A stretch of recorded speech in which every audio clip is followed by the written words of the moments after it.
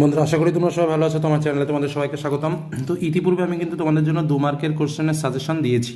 তো এই মুহূর্তে আমি তোমাদের জন্য দু মার্কের টোটাল একটা সেট প্রশ্ন এবং তার উত্তরও আমি তোমাদের সামনে শেয়ার করছি। কারণ যে প্রশ্নগুলোর উত্তর তোমাদের শেয়ার করছি, প্রত্যেকটা প্রশ্ন একদিকে যেমন ইম্পর্টেন্ট, অন্যদিকে তোমাদের প্রশ্নগুলো সম্পর্কে জানা উচিত এবং প্রশ্নের উত্তর কিভাবে তোমরা লিখবে সেটাও কিন্তু এই কোশ্চেন অ্যান্সার সেটের মধ্যে দিয়ে পরিষ্কারভাবে বুঝতে পারবে। তো চলো, আমরা একদিকে যেমন মোস্ট ইম্পর্টেন্ট 2 মার্কের প্রশ্নগুলোর উত্তর জেনে নেব, তার সঙ্গে লেখার কেমন স্টাইল হওয়া উচিত সেটাও আমরা জেনে নেব। তো আমাদের 2 মার্কের পরীক্ষাতে কটা প্রশ্ন আসে? 17টা প্রশ্ন আসে। আমাদের লিখতে হয় কটা প্রশ্ন? আমাদের লিখতে হয় 12টা প্রশ্ন। কথাটা ভালোভাবে বুঝে রাখবে। তাহলে যে কোনো 12টা প্রশ্নের উত্তর লিখলে কিন্তু আমরা 2 করে মোট 24 মার্ক কিন্তু এখান থেকে পাবো। আর এই 24-এর মধ্যে 24 পাওয়াটা কিন্তু খুবই সহজ ব্যাপার। শুধু সিস্টেম ওয়াইজ সুন্দরভাবে তোমাকে লিখতে হবে। আর যে সাজেশনটা ইতিপূর্বে তোমাদের 2 মার্কের জন্য দিয়েছি সেটা কিন্তু অবশ্যই ভালো করে কমপ্লিট করবে। এবার চলো সম্পূর্ণ একটা মডেল উত্তরপত্র আমরা দেখে নিই। আমাদের প্রথম প্রশ্ন দেখো যেটা রয়েছে, দ্বিনিষেক কাকে বলে? তো উত্তরটা কি লিখব? সপুষ্পক শস্যাল উদ্ভিদের নিষেকের সময় দুটি পুং গ্যামেটের একটি ডিম্বাণুকে নিষিক্ত করে জাইগেট উৎপন্ন করে ও অপরটি নির্ণীত নিউক্লিয়াসকে নিষিক্ত করে শস্য উৎপন্ন করে।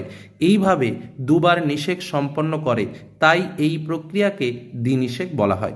ওকে, নেক্সট দেখো আরও একটা প্রশ্ন দেওয়া হয়েছে, হরমোনকে দ্বৈত নিয়ন্ত্রক বলে কেন? কীভাবে লিখবে? হরমোনকে দ্বৈত নিয়ন্ত্রক বলার কারণ, কিছু কিছু হরমোন জীবদেহের কোনো বিপাকক্রিয়াকে ত্বরান্বিত করে, আবার কিছু কিছু হরমোন ওই ক্রিয়াকে মন্দীভূত করে। ফলে জীবদেহে বিপাকক্রিয়ার হার একটি নির্দিষ্ট সীমায় নিয়ন্ত্রিত থাকে। তাই হরমোনকে দ্বৈত নিয়ন্ত্রক বলে। যেমন গ্লুকাগন রক্তে শর্করার পরিমাণ বাড়ায় ও ইনসুলিন রক্তে শর্করার পরিমাণ কমায়। নেক্সট আমরা চলে যাব আরও একটা ইম্পর্টেন্ট প্রশ্ন, যেমন মায়োসিসকে হ্রাস বিভাজন বলে কেন? তো উত্তর কি লিখবো? যে মায়োসিসকে হ্রাস বিভাজন বলার কারণ, মায়োসিস কোষ বিভাজনকালে মাতৃকোষের নিউক্লিয়াসটি পরপর দুবার বিভাজিত হয়ে যে 4টি অপত্য কোষ উৎপন্ন করে তাতে ক্রোমোজোম সংখ্যা মাতৃকোষের অর্ধেক হয়, তাই মায়োসিসকে হ্রাস বিভাজন বলে। নেক্সট আরও একটা ইম্পর্টেন্ট কোশ্চেন, যেটা হচ্ছে নিম্নলিখিত বৈশিষ্ট্যের উপর ভিত্তি করে অযৌন ও যৌন জননের পার্থক্য লেখো। তো একটা বৈশিষ্ট্য তোমাকে দিয়ে দিয়েছে যে একক আর উৎপন্ন অপত্যের প্রকৃতি, এই দুটো বৈশিষ্ট্যের ওপর। তাহলে তোমরা কীভাবে লিখবে? একদিকে বিষয়, তারপরে মূল যে বিষয় অর্থাৎ অযৌন জনন এবং যৌন জনন, এরকমভাবে পয়েন্ট করবে। আর যে দুটো প্রশ্ন চেয়েছে সেই দুটো কিন্তু পরপর, যেমন আমি 1 নম্বরে একক এবং 2 নম্বরে উৎপন্ন অপত্যের প্রকৃতি, এভাবে পয়েন্ট করবে। এবার কী কী পার্থক্য? এককে অযৌন জননের একক রেণু আর যৌন জননের একক হচ্ছে গ্যামেট। আর এদিকে উৎপন্ন অপত্যের প্রকৃতির ক্ষেত্রে কি হবে? অযৌন জননের ক্ষেত্রে অপত্য জীব জিনগতভাবে জনিত্র জীবের অনুরূপ হয়, আর এখানে অপত্য জীব জিনগতভাবে জনিত্র জীব অপেক্ষা ভিন্ন প্রকৃতির হয়। ঠিক আছে, পরবর্তী প্রশ্নে চলে আসি। সুষুম্না কাণ্ডের অবস্থান ও কাজ লেখো। এরকম প্রশ্ন করলে তাহলে অবস্থান বলে পয়েন্ট করে কি লিখবে? মেরুদণ্ডের নিউরাল ক্যানেলের মধ্যে অবস্থান করে। আর কাজটা কি? প্রতিবর্ত ক্রিয়া নিয়ন্ত্রণ করে, মস্তিষ্ক থেকে স্নায়ু উদ্দীপনা গ্রহণ করে পেশি ও আন্তর্যান্ত্রীয় অঙ্গ প্রত্যঙ্গের কাজের মধ্যে সমন্বয় সাধন করে। নেক্সট আরও একটা ইম্পর্টেন্ট প্রশ্ন, যেমন টেস্টোস্টেরন কোথা থেকে নিঃসরিত হয়, এর কাজ কি? তাহলে ফার্স্ট পয়েন্টে শুক্রাশয়ের লেডিগের অন্তর্কোষ থেকে নিঃসৃত হয় এবং এর কাজ হচ্ছে বয়ঃসন্ধিতে পুরুষের যৌনাঙ্গের বিকাশ ও গৌণ যৌন বৈশিষ্ট্যের বিকাশ ঘটানো। চলে আসবো পরবর্তী প্রশ্নে। দেখো, সেন্ট্রোমিয়ারের অবস্থান অনুযায়ী ক্রোমোজোম কয় প্রকার ও কি কি? তাহলে কি লিখবো? সেন্ট্রোমিয়ারের অবস্থান অনুযায়ী ক্রোমোজোমের প্রকারভেদ হচ্ছে 4টি। প্রথমটা মেটাসেন্ট্রিক ক্রোমোজোম, দ্বিতীয়টা সাবমেটাসেন্ট্রিক, তৃতীয়টা অ্যাক্রোসেন্ট্রিক ক্রোমোজোম এবং চতুর্থটা টেলোসেন্ট্রিক ক্রোমোজোম।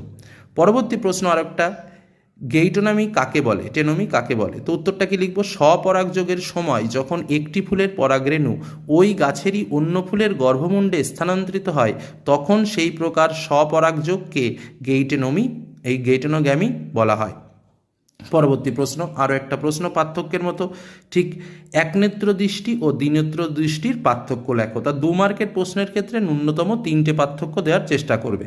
ঠিক আছে, আচ্ছা, এখানেও একইভাবে আমরা করব বিষয়, একনেত্র দৃষ্টি, দ্বিনেত্র দৃষ্টি, এরকমের পার্থক্য। তো বিষয়ের ক্ষেত্রে দৃষ্টিক্ষেত্র বলে পয়েন্ট করব, দুটি চোখের দৃষ্টিক্ষেত্র আলাদা, আর দ্বিনেত্র দৃষ্টির ক্ষেত্রে দুটো চোখের দৃষ্টিক্ষেত্র একে অপরের সঙ্গে মিশে যায়। আচ্ছা, প্রতিবিম্বের স্পষ্টতা, সৃষ্ট প্রতিবিম্ব তত স্পষ্ট নয়, আর এখানে লিখব সুস্পষ্ট প্রতিবিম্ব গঠিত হয়। উদাহরণের ক্ষেত্রে এখানে লিখব গরু ছাগল, আর ওখানে দ্বিনেত্র দৃষ্টির ক্ষেত্রে উদাহরণে কি লিখব, মানুষ পেঁচা। পরবর্তী প্রশ্ন, মেন্ডেলের মটর গাছের নির্বাচনের দুটি কারণ উল্লেখ করো। তো এক্ষেত্রে আমরা কি লিখব, মটর গাছ দ্রুত বংশবিস্তারে সক্ষম, তাই অল্প সময়ের মধ্যে বংশানুক্রমে কয়েক পুরুষ ধরে পরীক্ষা নিরীক্ষা করা সম্ভব। আর 2 নম্বরে, মটর গাছের ফুল উভলিঙ্গ হওয়ায় মটর গাছে স্বপরাগযোগ ঘটানো সম্ভব। পরবর্তীতে আরও একটা প্রশ্ন রয়েছে, দেখো নিষ্ক্রিয় অঙ্গ কাকে বলে, উদাহরণ দাও। তাহলে কি লিখব, নিষ্ক্রিয় অঙ্গ বলে লিখব জীবদেহে যে সকল অঙ্গ তাদের পূর্বপুরুষের দেহে সক্রিয় থাকলেও বর্তমানে তার কার্যকারিতা হারিয়ে ক্ষয়প্রাপ্ত ছোট অঙ্গে পরিণত হয়েছে তাদের নিষ্ক্রিয় অঙ্গ বলে, যেমন মানুষের অ্যাপেন্ডিক্স, পেঁয়াজের শল্কপত্র। পরবর্তীতে আরও একটা প্রশ্ন জেনে নিই, উট কিভাবে জলক্ষয় সহ্য করে। কি লিখব, উট জলক্ষয় সহনের জন্য উটের অভিযোজনগত বৈশিষ্ট্যগুলি লক্ষ্য করা যায়। সেগুলি হলো, উটের দেহের তাপমাত্রা বাহ্যিক তাপমাত্রার সঙ্গে পরিবর্তিত হয় ও ঘাম ক্ষরণ রোধ করে। 49 ডিগ্রি সেন্টিগ্রেড তাপমাত্রাতেও এদের দেহে কোনো ঘাম উৎপন্ন হয় না। উটের কুজে সঞ্চিত ফ্যাটের জারণ শক্তি দ্বারা জল উৎপন্ন হয় যা তারা ব্যবহার করে। উট প্রায় 36 লিটার জল অবধি পান করতে পারে এবং এই জল পাকস্থলীতে সঞ্চিত করে রাখতে এরা সক্ষম হয়। নেক্সট আরও একটা পয়েন্ট, উট গাঢ় মূত্র ত্যাগ করে বলে এদের দেহ থেকে জলের নির্গমন কম হয়। পরবর্তী প্রশ্ন, ডিনাইট্রিফিকেশন কি, একটি ডিনাইট্রিফাইং ব্যাকটেরিয়ার নাম লেখো। তো উত্তরটা কেবল লিখব, কিছু কিছু ব্যাকটেরিয়া মাটির নাইট্রেটকে বিয়োজিত করে নাইট্রোজেনে পরিণত করে এবং তা গ্যাস রূপে বায়ুমণ্ডলে ফিরে আসে, একে ডিনাইট্রিফিকেশন বলা হয়। একটি ডিনাইট্রিফাইং ব্যাকটেরিয়া হলো সিউডোমোনাস ডিনাইট্রিফিক্যান্স। ওকে, পরবর্তীতে আরও একটা প্রশ্ন, মিউটেশন কাকে বলে, মিউটেশনের তত্ত্বের প্রবক্তা কে। তো এক্ষেত্রে আমরা কি উত্তর লিখব, জিন বা ক্রোমোজোমের আকস্মিক পরিবর্তন যা জিনগতভাবে স্থায়ী ও বংশগতভাবে সঞ্চারণশীল তাকে মিউটেশন বলে। এই তত্ত্বের প্রবক্তা হলেন হুগো ডি ভ্রিস। পরবর্তী প্রশ্ন, ইউট্রোফিকেশন কাকে বলে। কি লিখব, জলাশয়ের ফসফেট জাতীয় সার, ডিটারজেন্ট ও বিভিন্ন জৈব পদার্থ অত্যাধিক মিশলে জলজ উদ্ভিদের বিশেষ করে ক্ষতিকারক শৈবালদের ব্যাপক বৃদ্ধি ঘটে, ফলে জলাশয়ে অক্সিজেনের ঘাটতি ঘটে। এই প্রক্রিয়াকে ইউট্রোফিকেশন বলা হয়। পরবর্তীতে আরও একটা প্রশ্ন, বায়োস্ফিয়ার রিজার্ভকে মোট কটি অঞ্চলে ভাগ করা হয়েছে, কি কি। তো কি লিখব, বায়োস্ফিয়ার রিজার্ভকে 3টে অঞ্চলে ভাগ করা হয়েছে, কোর অঞ্চল, বাফার অঞ্চল এবং ট্রানজিশন অঞ্চল। পরবর্তীতে আরও একটা প্রশ্ন, যেমন ন্যাটালিটি ও মর্টালিটির পার্থক্য কী। প্রথমে সংজ্ঞা লিখব যে একক সময়ে জন্মের ফলে যে সংখ্যায় নতুন সদস্য পপুলেশনে যুক্ত হয় সেটা হলো ন্যাটালিটি, আর মর্টালিটি হলো একক সময়ে কোনো পপুলেশনে যে সংখ্যায় জীবের মৃত্যু ঘটে সেটাই হলো মর্টালিটি। পরের পয়েন্ট, পপুলেশন ঘনত্ব। পপুলেশন ঘনত্ব এক্ষেত্রে বৃদ্ধি পায়, ওখানে পপুলেশন ঘনত্ব কমে যায়। সূত্র n equal to ND by t, আর এখানে m equal to MD by t. n হচ্ছে ন্যাটালিটি, যেখানে ND ইকুয়াল টু নবজাতকের মোট সংখ্যা এবং t হচ্ছে টাইম, আর এখানে তাই m হলো মর্টালিটি, MD ইকুয়াল টু মৃতের মোট সংখ্যা এবং t হলো সময়। তো একটা মডেল 2 মার্কের কোশ্চেন সেট তোমাদের জন্য সম্পূর্ণরূপে তৈরি করে উত্তর সহ শেয়ার করলাম, আশা করি কাজে লাগবে। আর এখান থেকে একাধিক প্রশ্ন তোমাদের পাওয়ার কথা বা পাবে আশা রাখছি, এবং যে সাজেশনটা তোমাদের দিয়েছি সেটা একটু কমপ্লিট করে ফেলো। আশা করছি যে তোমরা ভালো পারবে, ভালো লিখতে পারবে এবং এখানে 24-এর মধ্যে 24 মার্কই পাবে। এই বলে আজকের আলোচনা শেষ করলাম। ধন্যবাদ।